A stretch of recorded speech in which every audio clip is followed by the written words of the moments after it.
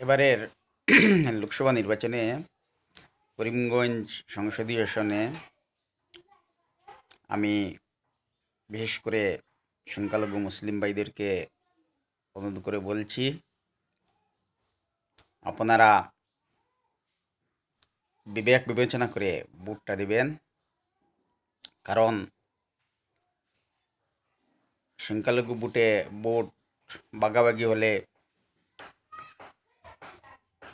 বিজেপির ক্যান্ডিডেট পাশ হওয়ার সম্ভাবনা বেশি।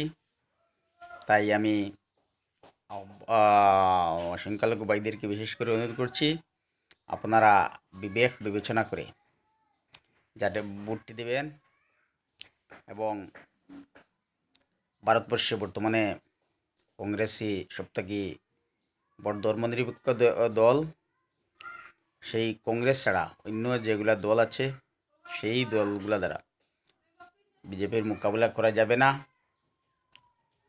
আগামী দিনে ভারতবর্ষে রাহুল গান্ধীর নেতৃত্বে সরকার গড়তে আপনারা করিমগঞ্জ হাইলাকান্দি জেলার সংখ্যালঘু ভাইদেরকে আমি বিশেষ করে অনুরোধ করছি। আমি করিমগঞ্জ জেলা ইয়ং ব্রিগেড সেবা দলের পক্ষ থেকে আমি আহ্বান করছি, আপনারা আগামী 18 এপ্রিল আপনাদের মূল্যবান ভোটটি যাতে ভারতীয় জাতীয় কংগ্রেসের প্রার্থী স্বরূপ দাসকে দেন, এই আহ্বান করছি। ধন্যবাদ।